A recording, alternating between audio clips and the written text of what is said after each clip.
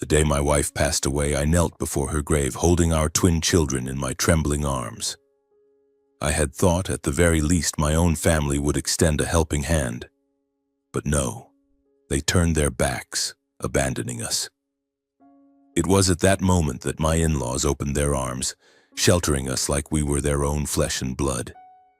And it was those dark, harrowing days that made me stronger, ready for the counterstrike I had been quietly preparing for years. Hello, my name is Barrett Winslow. I'm 33 years old, living in a peaceful rural area of Kentucky, where endless fields of grass stretch out and the sound of horses neighing echoes every morning. I'm not anyone special, just a farmer working at a horse ranch owned by a kind old man named Harvey. My job is to care for the purebred horses with all my heart. My life was simple, filled with joy, alongside my gentle wife Courtney and our adorable twins Noah and Nora. Our little home, though not wealthy, was always brimming with laughter and warm moments. But then, like a sudden storm sweeping through the fields, my life turned upside down when Courtney, my light, left this world, leaving me with indescribable pain and two children too young to comprehend their loss. I still remember that fateful day vividly, when the doctor called me into the room, his voice low and heavy. Courtney lay there, frail on the hospital bed, her eyes still bright but weak. She held my hand, whispering that she loved me, loved Noah, loved Nora, and that I had to be strong for our children. I nodded, tears streaming down my face, but inside something shattered. The cruel cancer took her from me just months after the diagnosis, so fast I couldn't even prepare myself. Courtney passed away on a drizzly afternoon, leaving me standing silently by the hospital window, staring at a gray sky that mirrored my heart. Courtney's funeral was simple, just as she was. I chose a small church on the outskirts where we had once held hands and vowed to be together forever. Noah and Nora, only 5 years old, clung tightly to my hands, their innocent eyes not yet fully grasping the pain. They wore the green woolen outfits Courtney had knitted herself, asking me, "Where's Mommy, Daddy? Will she come back?" I could only hold them tightly, trying to hide the tears welling up. In the quiet space of the church, I felt the presence of loved ones, but I also noticed a cold distance I could never forget. My in-laws, Leonard and Frances Fletcher, arrived early that morning. They stood by my side, their shoulders trembling with grief. Frances hugged Noah and Nora tightly, tears streaming down her wrinkled cheeks.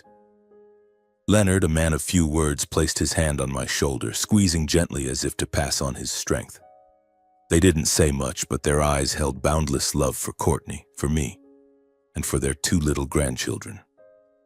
That sincerity warmed my heart, if only for a moment. But then, when my own parents, Curtis and Loretta Winslow, arrived, I felt a chill. They showed up as if merely fulfilling an obligation, standing in the corner with rigid faces. My mother, Loretta, wore an expensive black dress, her lips tightly pursed, not once meeting my eyes. My father, Curtis, stood with his arms crossed, his gaze passing over me like I was a stranger. They didn't hug me, didn't comfort Noah or Nora, only exchanging a few perfunctory words with the mourners before quickly leaving.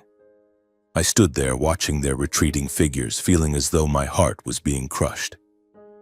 I knew they had never accepted Courtney, never saw her as their daughter-in-law. To them, she was just that poor farmer's daughter. I had chosen a disgrace to the prestigious Winslow family. The days after the funeral felt like falling into a bottomless abyss. Every morning I woke up and looked at the empty space beside me on the bed where Courtney used to lie, and the pain surged again. I tried to stay composed for Noah and Nora, but raising 2 children alone left me exhausted. I had to get up at 4 a.m., prepare breakfast for them, take them to school, and then rush to the horse ranch to work. The horses, once my passion, now felt like a burden as I juggled work and caring for my children. Some nights I sat at the kitchen table, staring at a pile of bills, wondering how I could keep going. Noah and Nora, though young, seemed to sense my exhaustion. They would cuddle into my arms, hugging me tightly as if afraid I too would disappear like their mother. Once Nora looked up at me with her big round eyes and asked, "Daddy, is Mommy mad because I wasn't good?" Is that why she left us? I hugged her tightly, holding back tears, telling her that their mother loved them more than anything, that she was just in a faraway place watching over and protecting them. But deep down, I wondered, how could I replace Courtney as a pillar for these two children? The pressure grew heavier. I started losing sleep, my mind weary, my body drained. Some days I stood in the horse stable, holding the reins, my vision blurring from exhaustion. I knew I couldn't go on like this, couldn't bear it all alone. In my desperation, I thought of turning to the only family I had left to rely on. My parents, Curtis and Loretta Winslow. I had never wanted to ask for help. To me, pride was something I held dear, but for Noah and Nora, I was willing to set aside my ego. One afternoon, I drove to my parents' elegant house on the outskirts of Louisville. That house, with its white picket fence and neatly trimmed garden, always felt foreign to me, even though it was where I grew up. When I knocked, my mother, Loretta, opened the door, her eyes flickering with surprise but no warmth. "Barrett, what are you doing here?" she asked, her voice cold. I took a deep breath, trying to keep my voice steady. "Mom, I need help. I'm raising Noah and Nora alone. I'm exhausted. I'm just hoping you and Dad could help a little, maybe watch the kids or anything." Loretta looked at me, her expression unmoved. "Barrett, you know we're busy. We're taking care of Miguel's kids.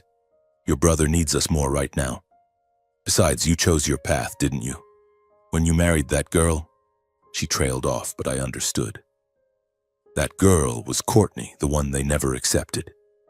I stood there, feeling as though a knife had pierced my heart.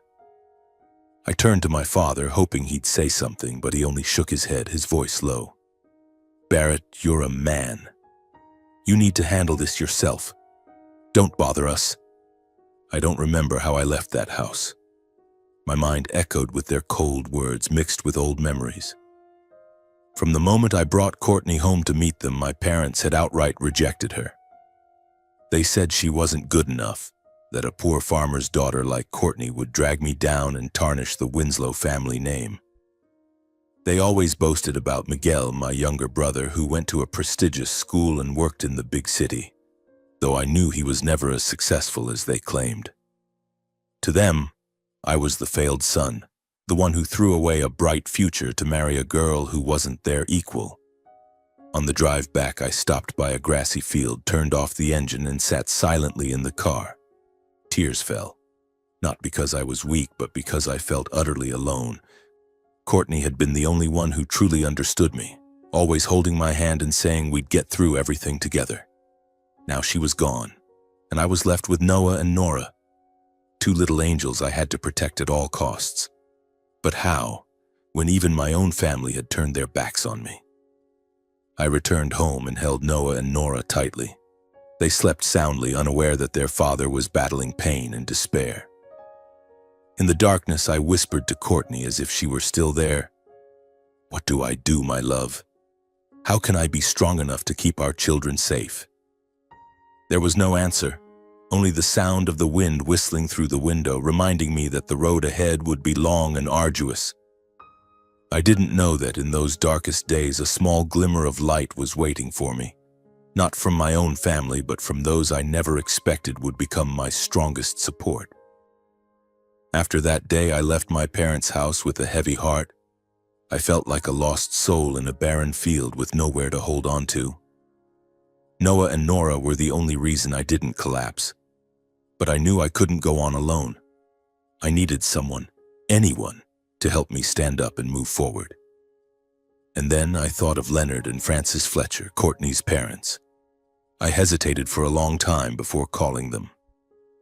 Leonard and Frances lived in a small house deep in rural Kentucky where winding red dirt roads cut through fields of wheat and corn. Courtney had once told me that her parents weren't wealthy, but they had big hearts, always ready to share what little they had. I feared becoming a burden, but the image of Noah and Nora with their innocent eyes looking at me every night left me no other choice. I picked up the phone, my hands trembling, and dialed their number. "Barrett?" Frances's voice came through, warm but tinged with concern. "Is something wrong, dear?"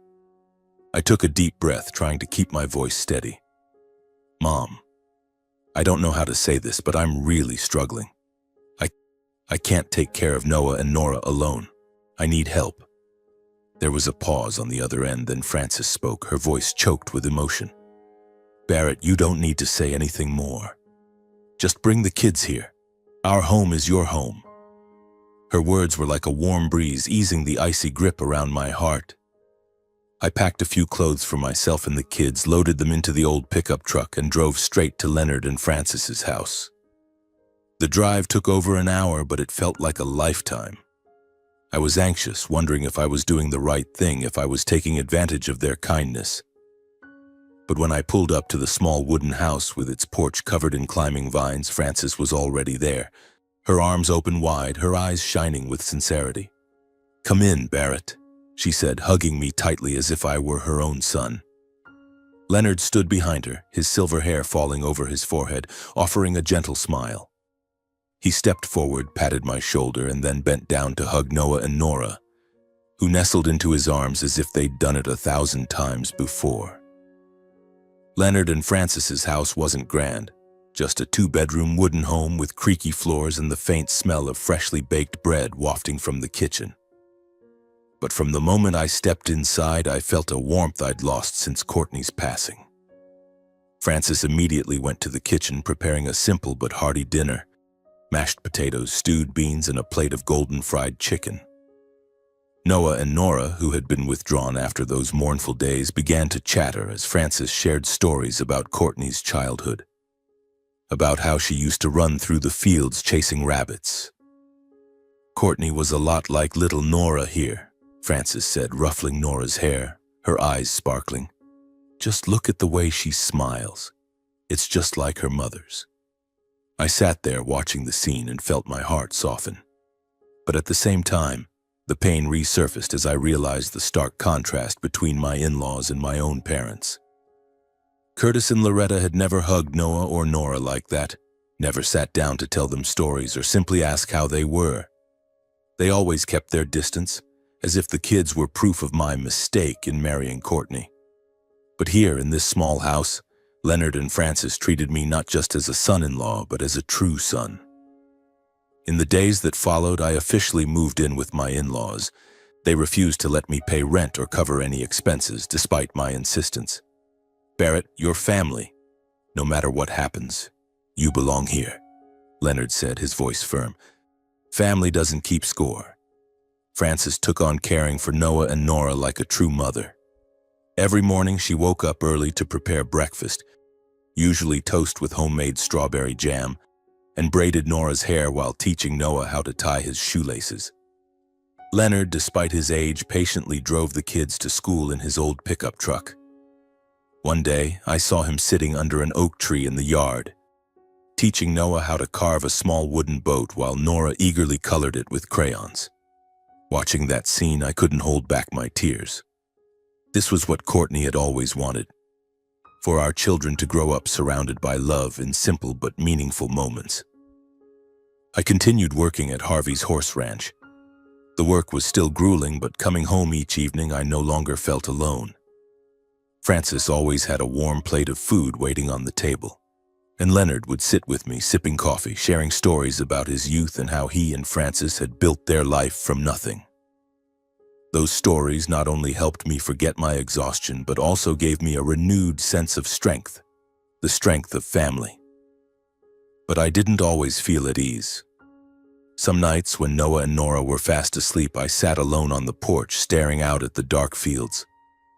The pain of losing Courtney lingered like a wound that never healed. And then, memories of my parents' coldness would resurface, leaving a bitter taste. I recalled the last time I begged for their help, the indifference in Loretta's eyes, the detached tone in Curtis's voice. The contrast between Leonard and Frances's love and my parents' distance made me both grateful and heartbroken. One evening, as I sat on the porch, Frances came out carrying an old blanket and draping it over my shoulders. "It's chilly out here, Barrett," she said, then sat down beside me. I didn't say anything, just lowered my head. "What's on your mind, dear?" "If you can share it with me," she asked gently. I sighed, my voice hoarse. I don't understand why my own parents treat me like this. I've tried to do everything right, but to them I'm never good enough. And you too. You treat me like your own son even though I'm just your son-in-law. I don't know how to repay you." Frances placed her hand on mine, her eyes gentle but resolute. "Barrett, you don't owe us anything. You're Courtney's husband, the father of Noah and Nora. To us, you're already part of this family. And family doesn't need repayment. Just love is enough." Her words were like a flame warming my heart. I looked at her, then out at the fields where the moonlight cast silver rays across the ground. In that moment, I made a silent vow to myself, to Courtney, and to Leonard and Frances. One day, when I was strong enough, I would repay them. I would care for them, honor them as they had opened their arms to save me and my children in our darkest days. I would do everything to ensure Noah and Nora grew up in a complete family, even without their mother by their side. The Fletcher family, despite their simple life, was always overflowing with love. Their modest wooden house, with its humble meals and evenings spent gathered around the fireplace, was a world apart from the cold indifference of the Winslow household. I recalled the extravagant parties my biological parents used to throw, where they bragged about Miguel and his achievements, which I knew were exaggerated. To them, pride and appearances were everything. But here in this home, I learned that true value lies in connection and sharing. Those months, though difficult, taught me many lessons. I began to learn how to manage my finances, meticulously tracking every cent of my meager wages to ensure it was enough for my children and to contribute to the household expenses. I was grateful for every meal Frances prepared, every trip Leonard made to drive the kids to school. And most importantly, I cultivated a fierce determination. I had to build a better life, not only for Noah and Nora, but also for Leonard and Frances, who had given me a home when I thought I had lost everything. I knew the road ahead would be long, but with the love of the Fletcher family, I began to believe I could do it. I would not let Courtney down, nor would I let those who loved me suffer. That was a promise I etched deeply into my heart, and I was determined to make it a reality. I knew I needed a breakthrough, an opportunity to change not just my life, but also the lives of Noah, Nora, and those who had taken me in. And that opportunity, I never imagined it would come so quickly, in a way I could never have anticipated.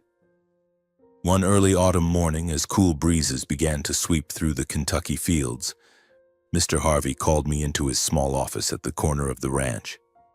He was a weathered man, his face etched with wrinkles from years under the sun, but his eyes always radiated sincerity. "Barrett," he said, his voice low, "there's a horse fair in Lexington this weekend. I want you to come with me. You're the best we've got when it comes to caring for horses. I need you there to showcase some of our young horses." I was surprised, as Mr. Harvey rarely took me off the ranch.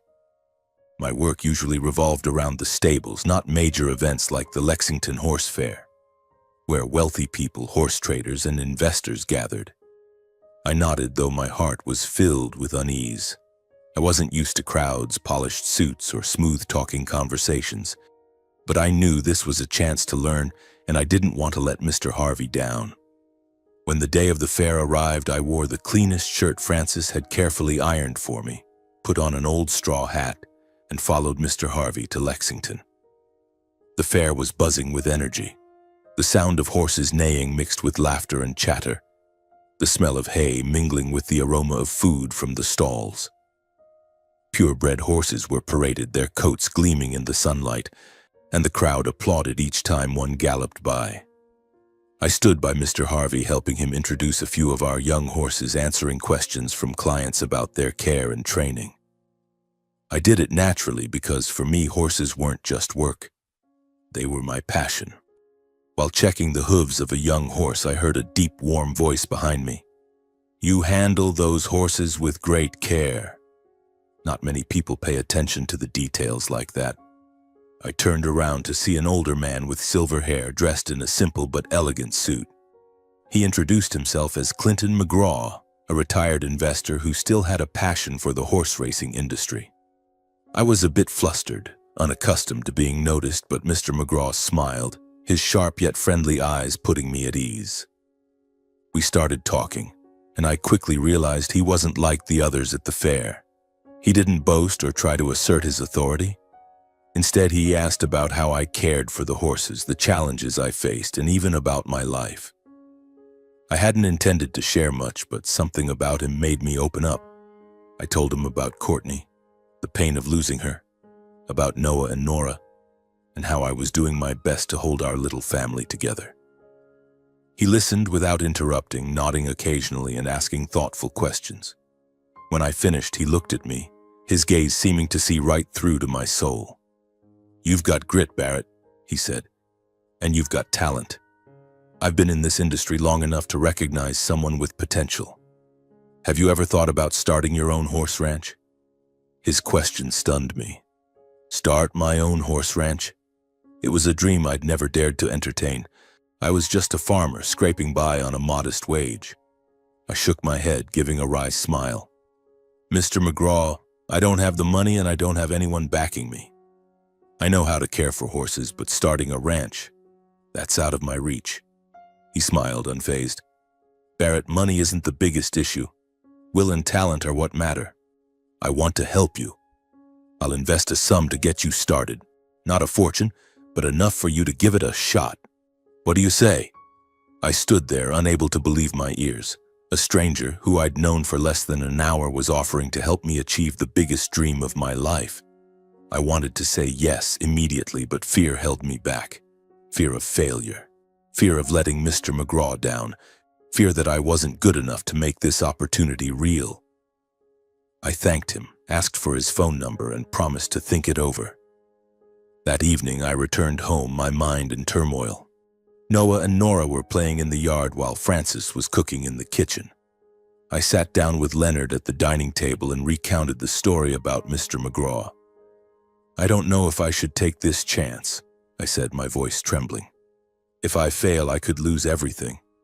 I don't want to disappoint you, Mom, or the kids." Leonard looked at me, his eyes steady. "Barrett, life is a gamble. But if you don't dare to try, you'll never know if you could have won. Courtney always believed in you.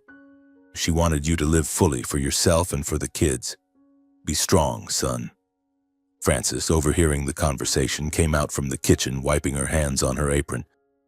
"Barrett," she said, "I know you're scared, but you've overcome so much already, haven't you? You didn't give up when you lost Courtney, when you were raising the kids alone.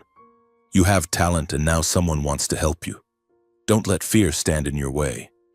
Their words were like a gust of wind clearing the fog in my mind. I sat up all night thinking of Courtney, of the dreams we used to share.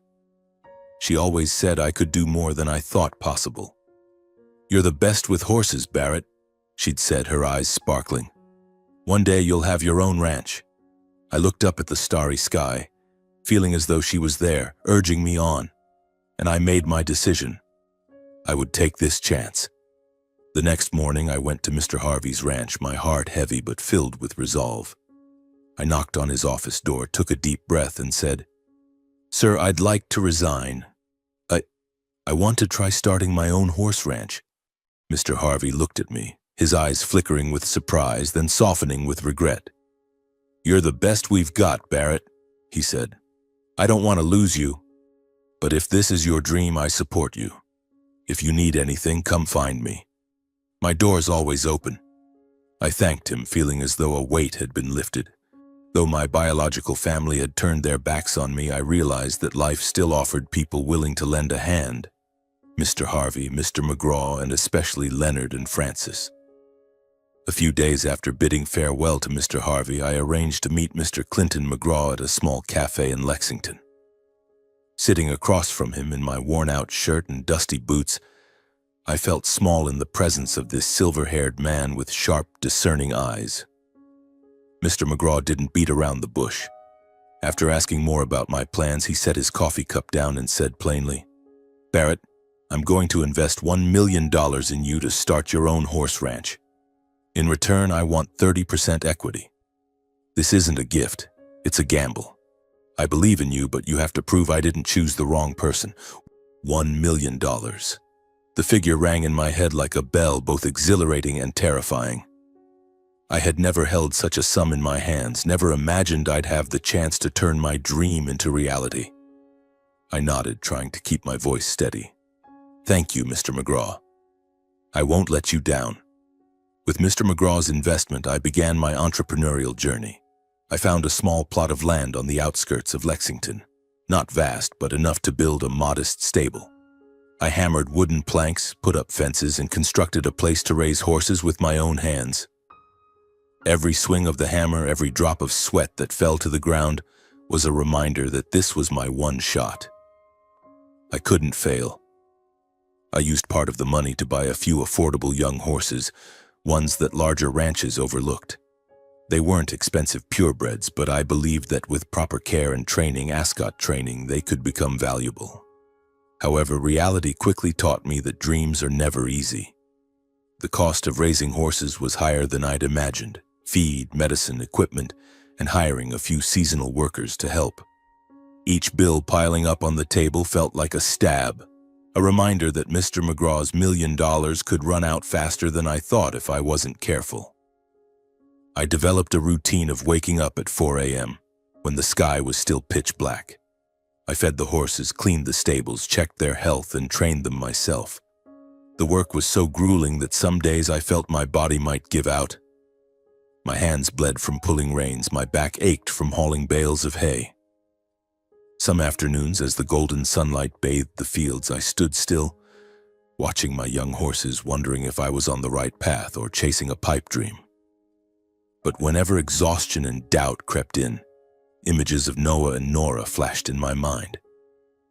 I remembered their smiles as they ran around Leonard and Francis's yard. Francis's encouraging look as she set a plate of hot food before me. Leonard's firm pat on the shoulder as he said, "You'll make it, Barrett." Those moments were the only fuel keeping me going. I wasn't doing this just for myself, but for my children, for the Fletcher family, and for Courtney, who always believed I could achieve something great. But then, a setback hit like a punch to my hopes. One morning, while training a young horse I had high expectations for, a chestnut mare named Starlight with a glossy coat, she suddenly stumbled during a run. Her pained neigh echoed, and I rushed to her, my heart pounding. Starlight lay on the ground, her front legs swollen and unable to stand. I called the veterinarian immediately, but the bad news came like a storm. She had a broken bone, and her chances of a full recovery were slim. I sat down in the middle of the stable, head in my hands, feeling as though my world had collapsed. Starlight wasn't just a horse. She was my hope, proof that I could turn Mr. McGraw's investment into reality. I had poured so much time, effort, and money into her, and now it all seemed to vanish. Tears fell not from weakness, but from the sense that I had failed. Mr. McGraw, the Fletcher family, and myself. At that moment, I heard footsteps. Mr. McGraw appeared, his tall, lean figure casting a shadow on the ground. I quickly wiped my tears, trying to stand, but he raised a hand to stop me. "Sit down, Barrett," he said, his voice calm but without a hint of reproach. He sat beside me, looking at Starlight as the vet tended to her. "Failure is the price of experience," he said. "If you can't get through this lesson, you'll never stand tall in this business. Horses, like life, don't always go the way you plan. But the good ones aren't those who never fail. They're the ones who get back up." His words were like a ray of light piercing the darkness. I looked at him, feeling both ashamed and grateful. He didn't scold me or pull his investment. He showed me that failure was part of the journey. I nodded, clenching my fists, determined not to let this moment defeat me. In the days that followed, another surprise came. Mr. Harvey, my old boss, visited the ranch. He brought homemade cookies from his wife and an old notebook filled with years of his ranch management experience. "You're doing well, Barrett," he said, his voice full of encouragement. "But running a ranch isn't just about caring for horses. You need to know how to balance expenses, choose the right people to work with, and keep your spirit strong." He spent the afternoon sharing invaluable tips, from cost-effective feed choices to spotting early signs of illness in horses. His help, though small, was a powerful boost to my morale. From those failures and encouragements, I gradually forged resilience. I learned to accept loss, to rise after every fall. Starlight couldn't recover for racing, but I cared for her diligently, hoping one day she could be a healthy horse for other purposes. I kept working, kept learning, and began to see a faint light at the end of the road. My small ranch, though still rough around the edges, was slowly becoming a place of promise. Each day I rose before the sun, when the stars still twinkled in the Kentucky sky. I stepped into the stable, breathing in the scent of hay and damp earth, feeling my heart beat in rhythm with the breaths of the horses. I had learned to manage my time more tightly, breaking tasks into smaller pieces to avoid being overwhelmed. I cared for each young horse with the same meticulous attention I gave to Noah and Nora. I spent hours training them, observing every stride, every flick of their tails, searching for ways to unlock their potential. In those moments, watching them gallop across the small field, I felt a quiet pride, as if I were building something greater than myself. After months of struggle, those efforts began to bear fruit. One afternoon, I took Dusty, a silver-gray stallion, to a small local race. It wasn't a grand event like the Lexington Fair, just a competition for small ranches in the area. I didn't expect much, only hoping Dusty would get a chance to test himself and I could learn more. But as the race began, I stood by the fence, heart pounding, watching Dusty surge forward, overtaking competitors with a strength I hadn't anticipated.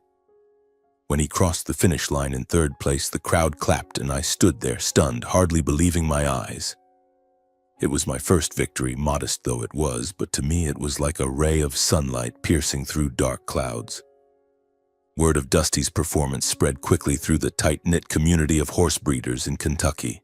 My name, Barrett Winslow, began to be mentioned, not as a hired farmhand, but as a promising horse trainer. Opportunities for partnerships and business started to trickle in. One morning, as I was cleaning the stables, a middle-aged man drove up to the ranch. He introduced himself as the owner of a small ranch on the outskirts and asked me to train one of his young horses. "I heard about your Dusty," he said, his eyes full of confidence. "You've got talent. I want to see what you can do with my horse." I could hardly believe my ears. For the first time, someone had sought me out, trusted me, and was willing to pay for my skills. I agreed, though inwardly I worried about meeting expectations. But as the man left, I stood in the stable, gripping the reins tightly, feeling as though a new door had just opened. Soon after, a few others approached me, asking about buying horses or hiring me to train theirs. Revenue began to come in. Not much, but enough to cover some expenses and ease the financial pressure. For the first time in months, I felt like I could breathe. These changes didn't just happen at the ranch. Noah and Nora, now a bit older, became an integral part of my life here. On weekends, when they didn't have school, they'd scamper out to the ranch, carrying little buckets to help me feed the horses. Noah loved standing beside me, learning to brush Ember, one of the horses, while Nora perched on the fence, scribbling colorful drawings of the horses. One day, Nora handed me a drawing, a golden-coated horse with a man in a straw hat standing beside two small children. "This is you, Noah, and me," she said, beaming. "We're a team, right, Daddy?" I hugged her, tears welling up. "That's right, sweetheart. We're a team." Watching Noah and Nora grow up amid these hardships, I realized that despite material struggles, they had a home. Not just with Leonard and Francis, but here, among the stables and fields. The ranch wasn't just my dream. It was a place where I wanted my children to learn that life, though tough, is always worth fighting for. Leonard and Francis, seeing my progress, couldn't hide their pride. One evening when I returned home, Francis pulled me out to the porch where she and Leonard were sipping tea. "Barrett," she said, her eyes sparkling, "today I heard the neighbors talking about you. They said you're making something of that ranch. I'm so proud." Leonard nodded, adding, "You're not just our son-in-law. You're our son." Their words left me speechless. I bowed my head, trying to hide my emotions. "I don't know how to thank you both," I said. "Without you, the kids and I wouldn't have made it to today." Frances took my hand, her voice gentle. "Don't say that. We're family." Their words filled me with indescribable happiness. In the days that followed, my life seemed to take on brighter colors. One day, Mr. McGraw visited the ranch.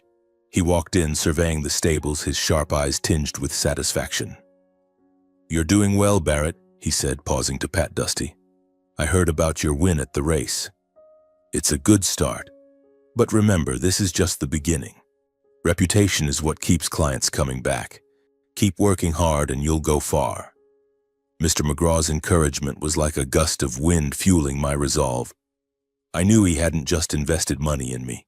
He'd invested his trust. And I was determined not to let him down. At the end of the day, as the sun set, I stood in the stable, surrounded by the scent of hay and the sound of horses neighing. I let out a sigh of relief, feeling as though a weight had been lifted. The road ahead was still long and challenges awaited, but at least I had taken my first solid steps. I looked out at the fields where the sunset painted the sky golden and whispered to Courtney, "Do you see, love? I'm doing it. For you, for our kids, and for our family." In the days following Dusty's victory, my small ranch began to take new strides. I poured my heart into training Ember, the horse Noah adored. She was a mare with a fiery red coat and deep black eyes that shone like coal. I saw her latent strength from our first training sessions.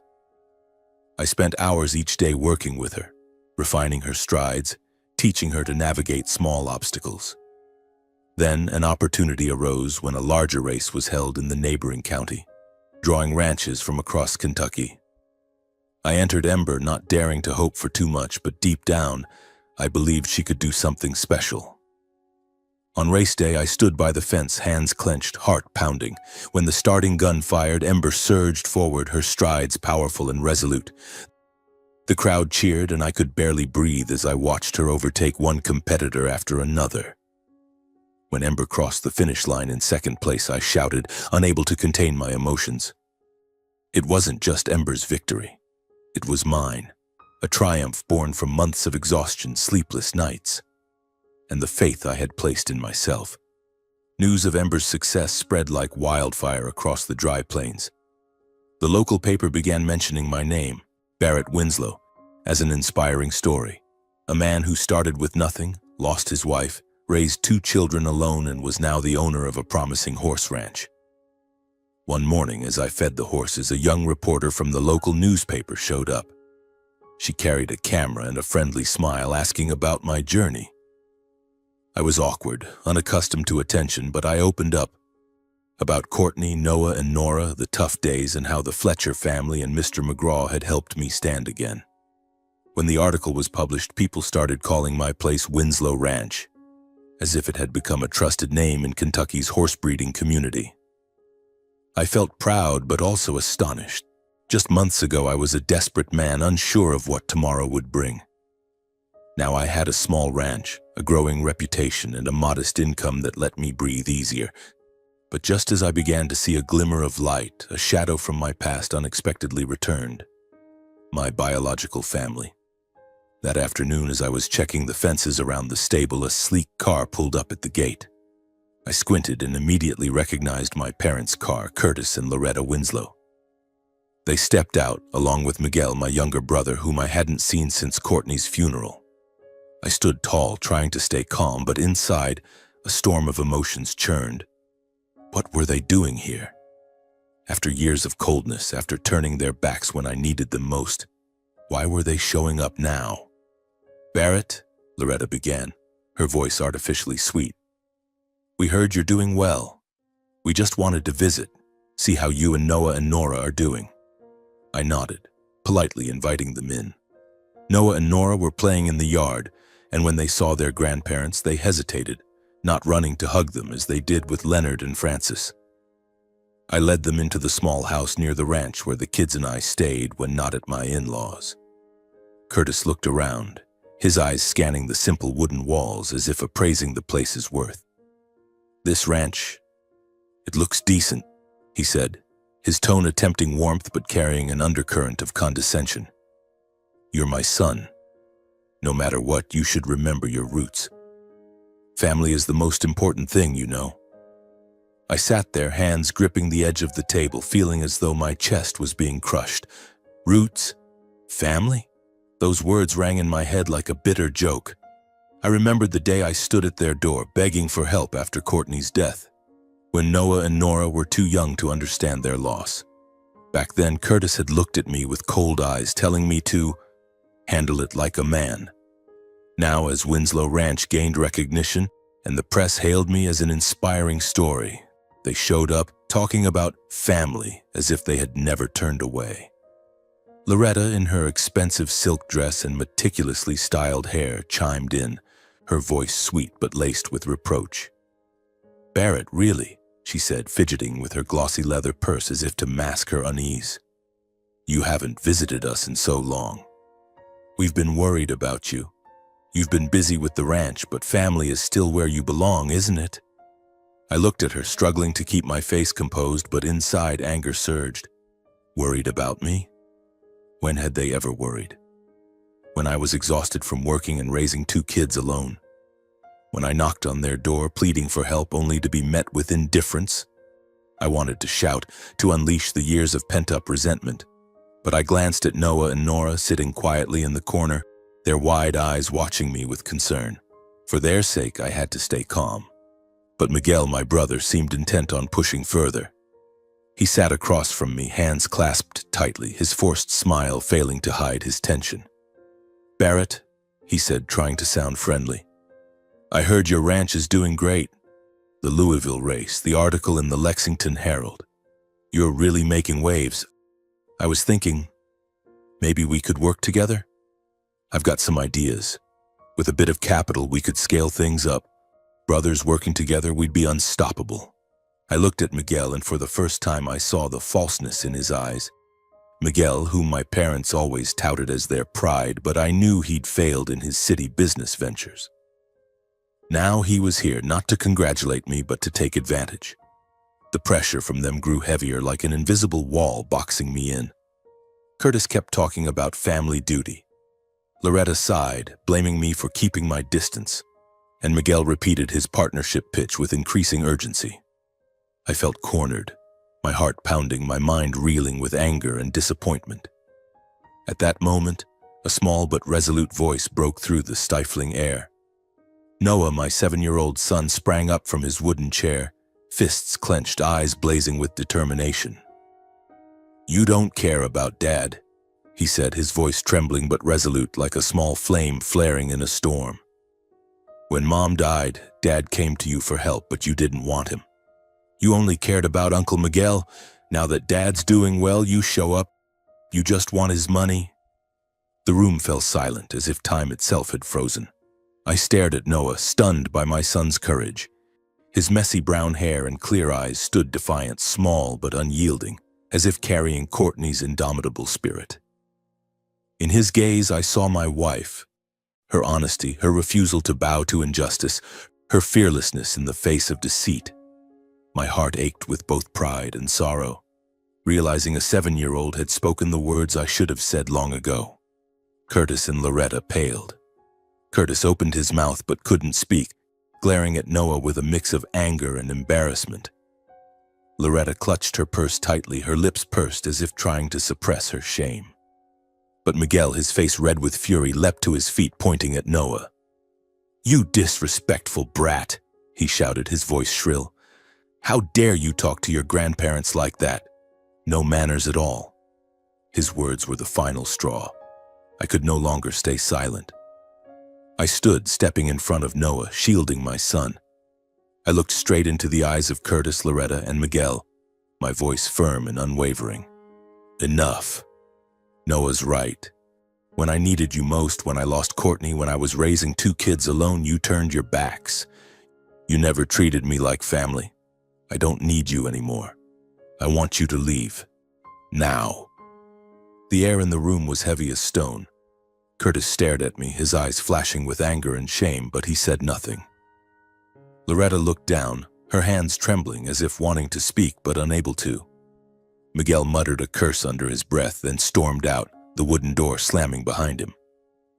Curtis and Loretta slowly stood, avoiding my gaze, avoiding Noah and Nora, and left in silence.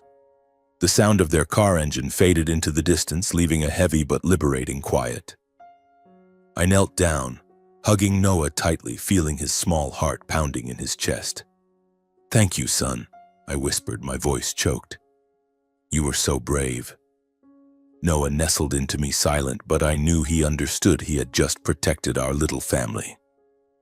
Nora ran over, wrapping her arms around me, and in that moment I felt a new strength, the strength of love and unity. But deep inside, it pained me to realize that my biological family, whom I once hoped would be my support, only came when they smelled money and fame. They were no longer my family. My true family was Noah, Nora, Leonard, Francis, and those who stood by me when I had nothing but pain and empty hands. After the confrontation with my biological family, I threw myself back into work at the ranch, trying to focus all my energy on the horses. Ember continued to bring in victories, not just at local races, but also at larger competitions where prestigious ranches gathered. Another horse, Rusty, began showing potential, taking first place in a race in Louisville. The name Winslow Ranch grew more recognized, and I received more contracts, from training horses for other ranches to selling the young horses I had raised. Each deal was a step forward, helping me stabilize finances and expand the stables. But I never expected that these successes would catch the attention of a major player in the horse racing industry. Equine Ventures, a name revered by anyone in the business. One morning, as I was checking Rusty's health, a sleek black car pulled up at the ranch gate. Two men in suits stepped out, one introducing himself as James Carver, CEO of Equine Ventures. They didn't beat around the bush. After touring the ranch, admiring the horses, and hearing about my training methods, Carver looked me in the eye and said, "Barrett, we're impressed with what you've done. Winslow Ranch is a rough diamond. We want to buy the entire operation for $100 million. You'd stay on as manager, at least until you're 60. What do you say?" I stood there, stunned, feeling the ground shift beneath me. $100 million. The number rang in my head like a bell, so overwhelming it left me dizzy. I had never imagined hearing such an offer, not for a farmer like me. I mumbled a thank you, asked for time to think, and watched them leave, my mind still reeling. That night I couldn't sleep, wrestling with chaotic thoughts. $100 million could change everything. I could secure a future for Noah and Nora, top schools, a life free from financial worries. I could repay Leonard and Francis, buy them a comfortable home, and ensure they enjoyed their later years. But at the same time, I was afraid. Winslow Ranch was my life's work, the dream Courtney and I had cherished. If I sold it, would I lose my freedom, my control over the horses I'd poured sweat, blood, and tears into raising? Would I still be myself, or just a cog in a corporate machine? In the days that followed, I agonized over the decision. I didn't want to make it alone, so I turned to those I trusted most. First, I went to Leonard and Francis. I sat with them in their kitchen, recounting the entire story. Francis listened, her hands clasped tightly, her eyes gentle but tinged with concern. "Barrett," she said, "I know the ranch is your heart and soul. But think of Noah and Nora. An opportunity like this doesn't come twice. You could do so much for them, for yourself." Leonard nodded, his voice low but steady. "You've built something incredible, Barrett. Whatever you decide, we'll support you. The important thing is that you hold on to your love for horses, for this work." Their advice gave me much to ponder, but I was still uncertain. I drove to meet Mr. Harvey, my old boss, who always offered a grounded perspective. We sat in the familiar Lexington cafe as I shared the story. He let out a dry laugh. "Barrett, not every farmer gets a $100 million offer. You've done what most can only dream of. But you need to decide what matters more, keeping the ranch in your hands or securing the best future for your family." Finally, I called Mr. McGraw. The next day, he was at the ranch. I walked him through the stables, explaining Equine Ventures' offer. He listened without interrupting, then sat on a wooden bench gazing out at the fields, "Barrett," he said, "selling the ranch doesn't mean losing it. You'll still be the manager, the soul of this place.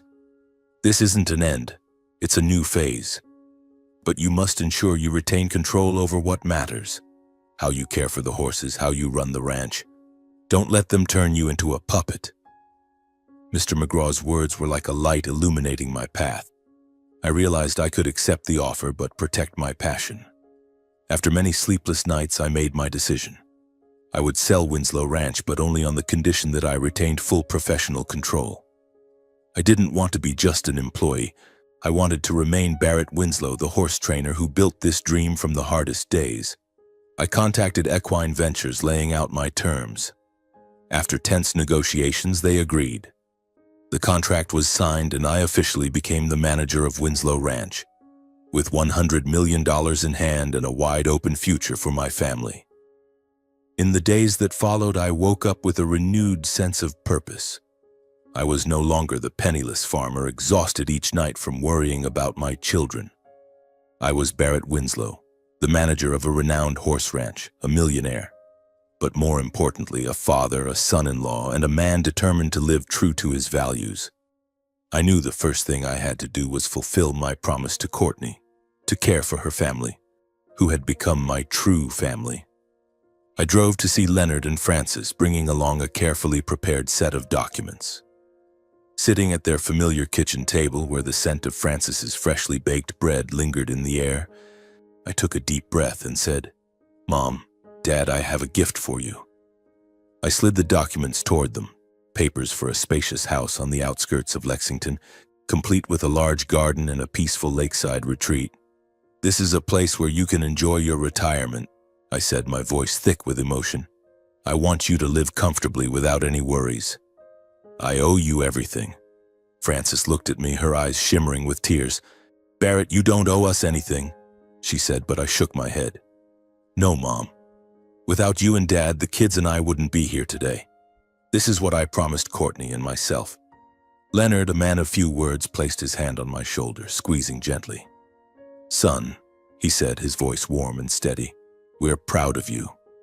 They agreed to accept the gift, though they reminded me that to them family was worth more than any house.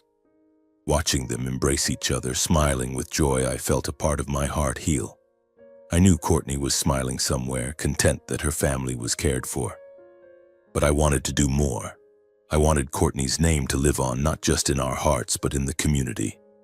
I used a portion of the money to establish the Courtney Fletcher Winslow Scholarship Fund for rural Kentucky children.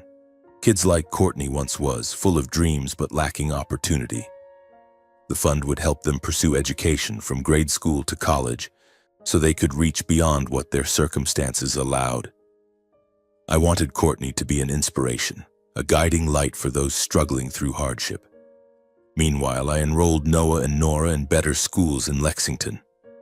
I wanted them to have a proper education, but I always reminded them of their roots. One evening, sitting with them in the living room, I said, "Kids, everything we have today started with love and perseverance. Never forget your grandparents, never forget your mom. We don't need to be proud in a boastful way. Just live well, live kindly." Noah nodded, his eyes bright with understanding, while Nora hugged me, whispering, "I'll make you proud, Daddy." The scholarship fund's launch event was held in a small community hall in town. I stood before the crowd, flanked by Leonard, Francis, Noah, and Nora. Local reporters were there, cameras flashing, and I felt as nervous as I did before my first horse race. When asked about my journey, I took a deep breath, my voice catching. I was just a farmer with nothing. If I have everything today, it's because of my wife, Courtney, and my in-laws who never turned their backs on me. They're my real family. Those simple, heartfelt words echoed through the hall. The crowd applauded, and I saw pride in Leonard and Francis's eyes. My story spread, not just in Kentucky but beyond, becoming an inspiration about gratitude and perseverance. People saw me not just as a millionaire, but as a man who stood up for family values, who repaid kindness the right way. But that moment also brought a bitter contrast. I hadn't expected Curtis, Loretta, and Miguel to be there, standing in the far corner of the hall. As I spoke my gratitude for Leonard and Francis, I saw them freeze. Curtis tried to mask his shame, his lips pressed tight. Loretta bowed her head, clutching her expensive purse as if to shield herself from the crowd's gaze. Miguel, his face flushed with anger, left before the event ended. I wasn't surprised, but the pain lingered. They were never my family when I needed them most, and now, as I stood at the peak of success, they came only to face the truth that I no longer needed them. When the event ended, Frances gripped my hand tightly, tears streaming down her cheeks. "You've made me proud, Barrett," she said, her voice trembling. Leonard hugged me, and in that moment I felt Courtney was still here, in the embrace of our family. I had solidified my place, not just as a financial success, but as a man of gratitude and integrity. I had repaid the right people at the right time in the right way, and that was my greatest victory. In the days following the scholarship fund announcement, I returned to my familiar routine, but with a sense of peace I hadn't felt in years. Winslow Ranch, now under my management and backed by Equine Ventures, continued to thrive. The young horses I trained galloped across the fields, bringing new victories, and the ranch's reputation grew ever stronger. But for me, the most meaningful thing wasn't the numbers in my bank account.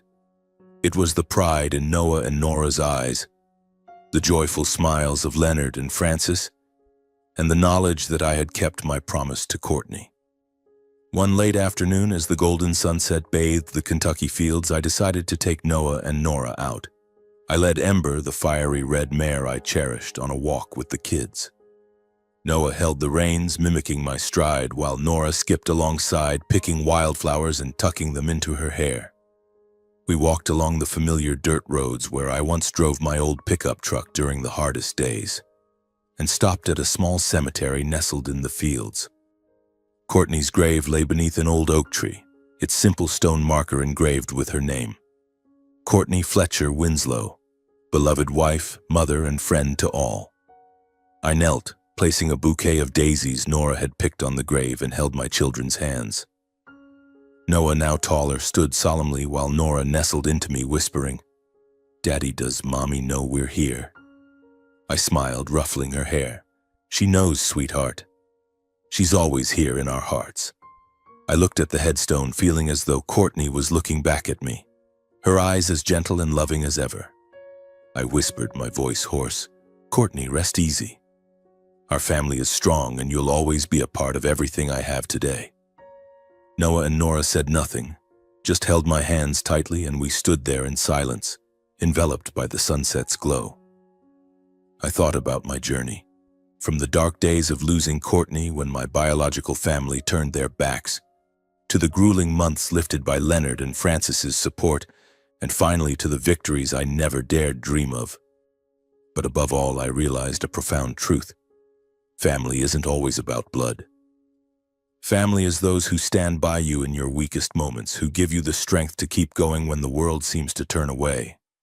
Leonard and Frances, Mr. McGraw, Mr. Harvey. They taught me that gratitude and loyalty to those who truly love you are the most worthy ways to live.